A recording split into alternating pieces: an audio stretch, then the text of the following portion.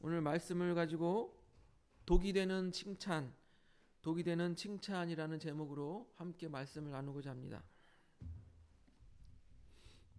지난주 대한민국은 그 대선으로 많이 시끄러웠죠. 투표 잘 하셨습니까? 네. 원하는 사람 잘 찍으셨어요? 그런데 여러분, 사람들은 대한민국 정치가 잘못되어져 간다라고 말을 하고 있습니다. 대한민국 정치가 점점 민주주의가 되고 발전해 나가야 되는데 오히려 역행하고 잘못되어져 간다라고 말합니다. 저는 그 이유를 팬덤 정치에 있다라고 생각이 되어져요. 팬덤이란 사전적으로 이런 뜻을 가지고 있다고 합니다. 가수, 배우, 운동선수 따위의 유명인이나 특정 분야를 지나치게 좋아하는 사람이나 그 무리. 여기서 우리가 주목해야 될 것은 지나치게 좋아하는 이라는 말이에요. 지나치게 좋아하는. 예전에 이런 뉴스가 있었죠. 한참 아이돌 그룹이 많이 유행할 때 1990년대인가 2000 초반 때 뉴스에서 아이돌 그룹을 좋아하는 이 팬들끼리 서로 니네 오빠가 잘 나왔느니 우리 오빠가 잘 나왔느니 뭉쳐서 싸우고 그 싸우는 것들을 뉴스에서 이렇게 보여줬던 그런 장면이 기억이 납니다. 아니 얼마나 좋길래 싸우기까지 하면서 그렇게 좋아합니까? 그러니까 이성을 잃고 좋아하는 거예요. 네, 그래서 아까 말했죠. 지나치게 좋아하는 게 문제라는 것입니다. 근데 그런 현상이 이제는 정치인에게도 향하고 있다라는 거예요. 그래서 정치인이 무슨 나쁜 범죄를 범하고 그렇게 나쁜 짓을 하면 비판하고 그다음에 자기가 지지했던 마음을 접을 줄 알아야 되는데 이 정치인이 우상이 되어버린 거예요. 그래서 아닐 거야. 내가 좋아하는 정치인은 그런 일을 안 했을 거야. 그렇게 생각을 하고 계속 좋아하는 거예요. 하지만 여러분, 정치인은 정치인일 뿐이에요. 정치인은 뭐 하는 사람들입니까? 권력을 잡기 위해서 모든 것들을 다 하는 사람이 바로 정치인이에요. 믿을 만한 사람이 아니라는 거죠. 그러니까 우리가 그리스도인으로서 또한 이제 현명한 민주주의를 사는 현명한 국민으로서 우리는 어떻게 해야 됩니까? 네 편, 내 편, 좌우를 가리지 아니하고 그들이 잘못을 하면 정당하게 비판을 하고 또한 그 자리에서 끌어내릴 수 있어야 되는 거예요. 바로 우리가 되어야 된다는 거예요. 여러분, 연예인들의 팬이 되면 뭐합니까? 주머니에서 돈이 나가요. 그리고 연예인들은 부자가 되죠. 그러나 우리가 정치인의 팬덤이 되면 어떻게 됩니까? 나라가 부패하고 망하는 거예요. 그래서 히틀러와 같은 독재자들이 생겨나는 거죠. 비슷한 이유로 북한에서 어떻게 합니까? 그 팬덤을 강화시켜서 신격화하잖아요. 김일성 부자와 김정은까지 쭉 해서 신격화하잖아요. 그렇게 독재를 만들어가는 것입니다. 근데 그런 현상이 우리 교회들에서도 일어나고 있습니다. 어떤 특정한 목사님이 우상이 되는 거예요. 팬덤이 되는 거예요. 그래서 목사님이 절대적인 지지를 받으니까 어떤 성적인 스캔들, 재정적인 스캔들이 일어나도 우리 그 목사님은 그럴 리 없어. 무조건 지지하고 좋아하는 거예요. 그런 분들 때문에 한국 교회가 타락해 가고 있는 것입니다.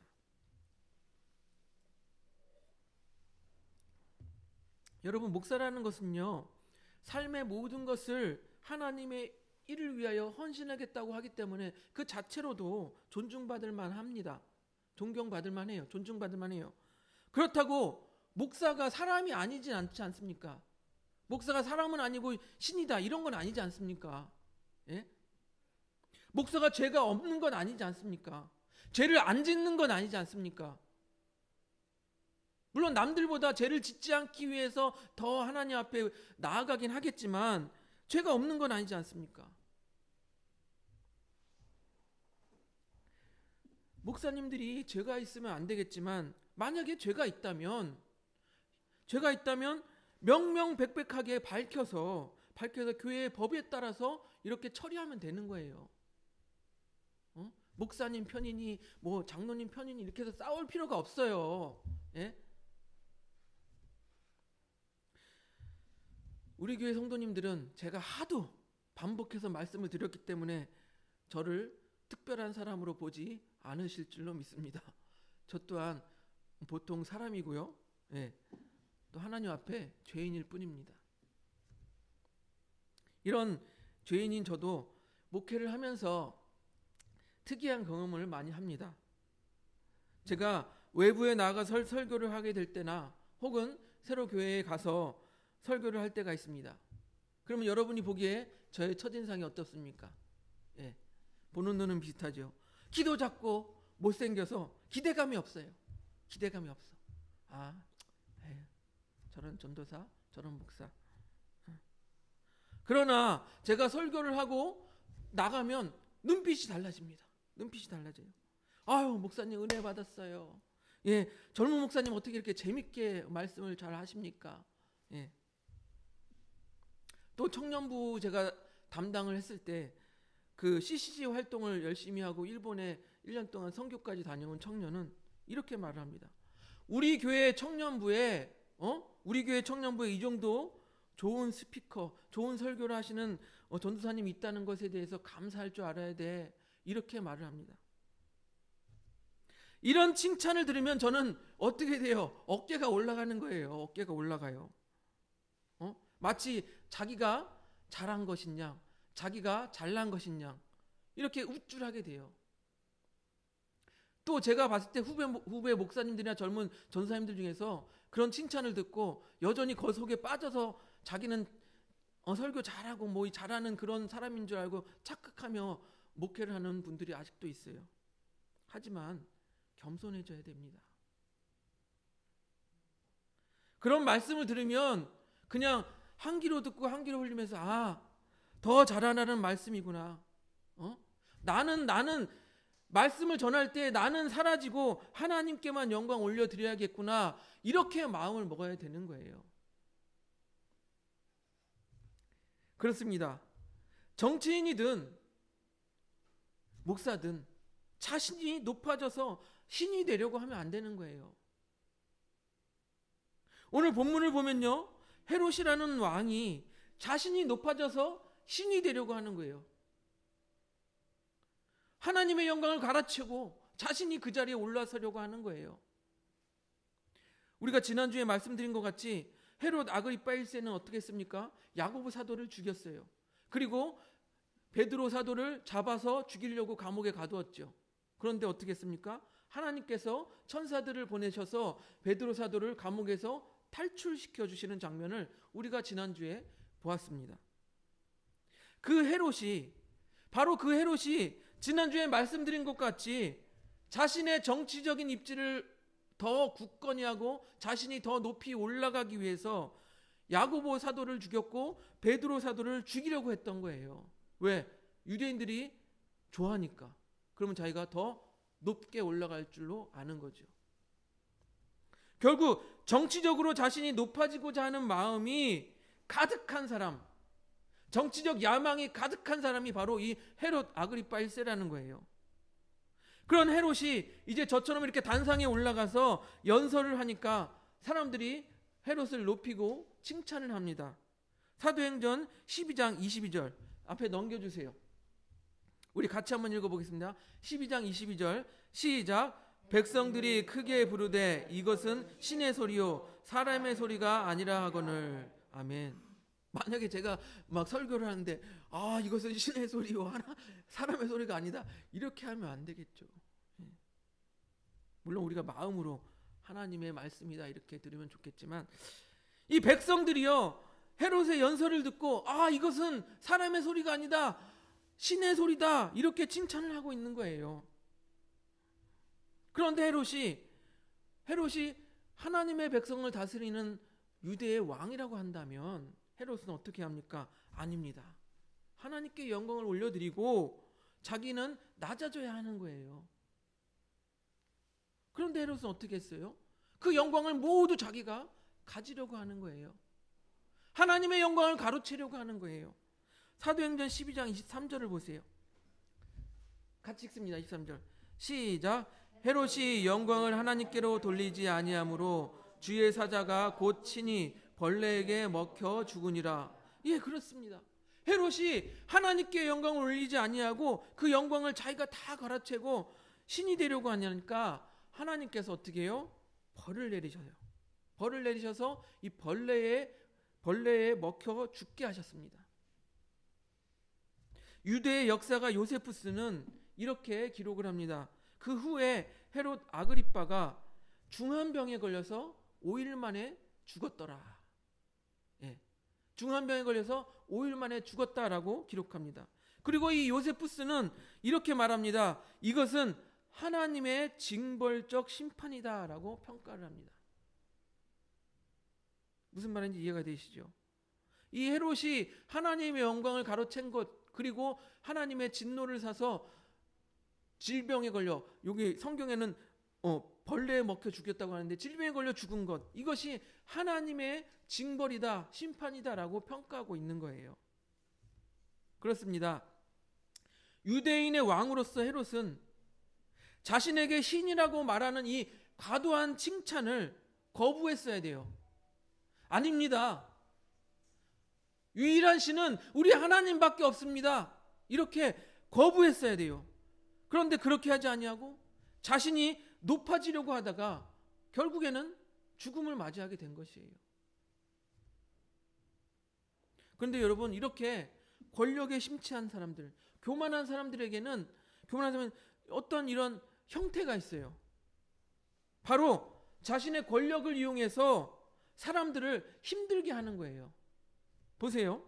사도행전 12장 20절을 보세요. 넘겨주세요. 사도행전 12장 20절 우리 같이 한번 읽어봅니다. 시작. 헤롯이 두로와 시돈 사람들을 대단히 노여워하니 그들의 지방이 왕국에서 나는 양식을 먹는 까닭에 한 마음으로 그에게 나와 왕의 침소 맡은 신하 블라스도를 설득하여 화목하기를 청한지라. 아멘. 이 말씀이 무슨 말씀이냐면 헤롯이 이 두로와 시돈 사람들에게 대단히 화가 났어요. 이 화가 나서 어떻게 했냐? 이 두로와 시돈 사람들에게 곡물을 팔지 않은 거예요. 쉽게 말하면 쌀을 팔지 않은 거예요. 먹을 양식을 팔지 않은 거예요.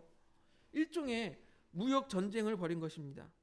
즉 자신의 영토에서 나는 곡물 그러니까 식량을 두로와 시돈 사람들에게, 야, 저쪽 두로와 시돈 사람들에게는 우리 나라에서 나는 이 곡물을 팔지 마, 이렇게 명령을 내린 거예요.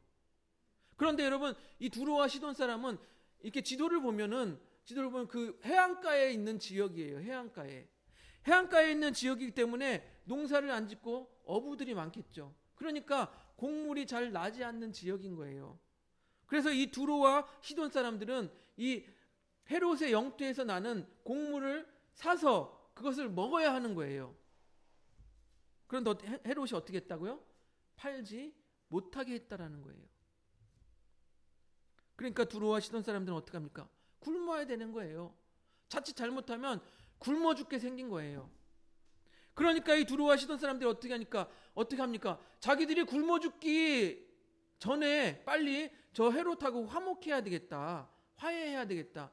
그래서 헤롯을 청하여 화목하기를 한 것입니다. 그래서 헤롯이 가서 어떻게 합니까? 연설을 합니다. 연설을 하니까 이 사람들이 헤롯에게 잘 보여야 되니까, 이것은 신의 소리입니다. 사람의 소리가 아닙니다 하고 과도한 칭찬을 하고 있는 것이에요.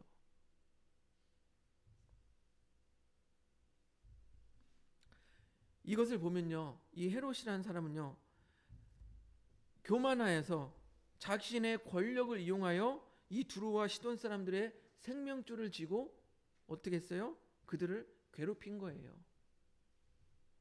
자신의 권력을 이용해서 약한 사람들을 괴롭힌 거예요. 그런데 여러분, 권력자가 자신의 권력을 이용해서 사사로이 화풀이를 해서 되겠습니까? 안 되겠습니까? 안 되겠죠.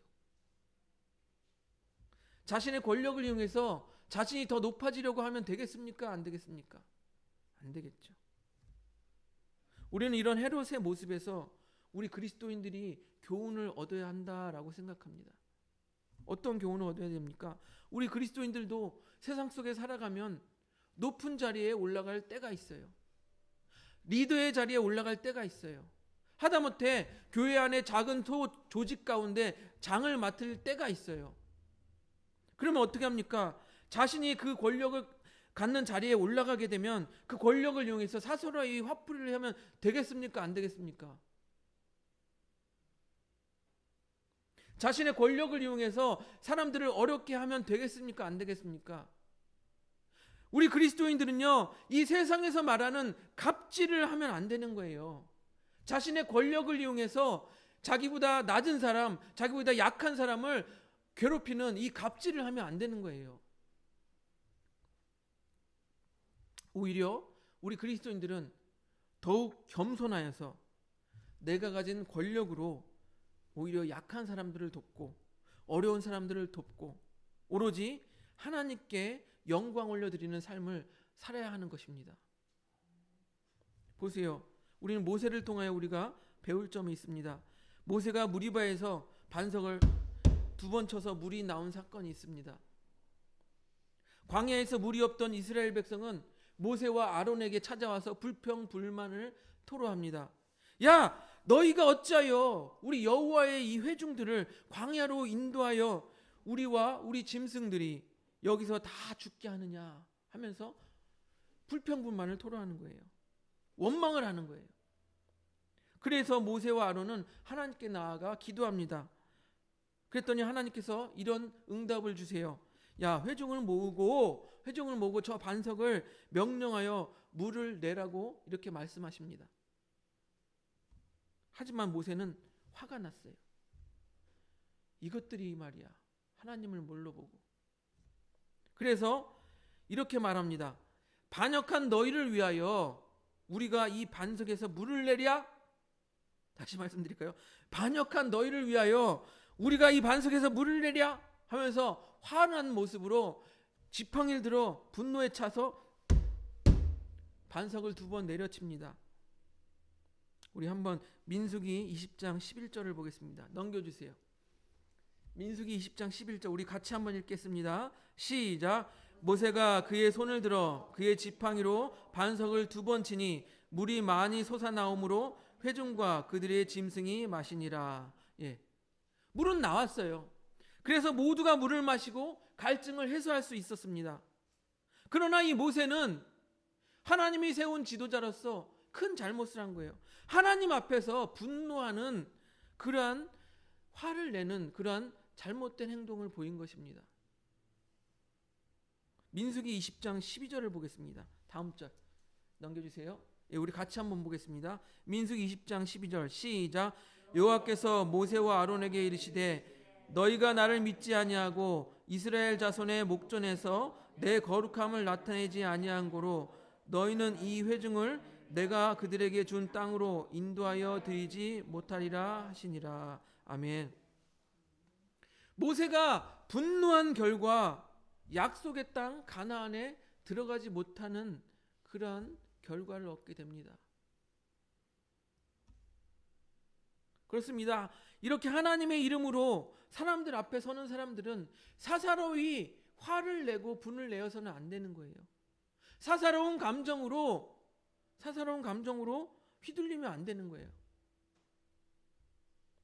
교만하지 않아야 합니다.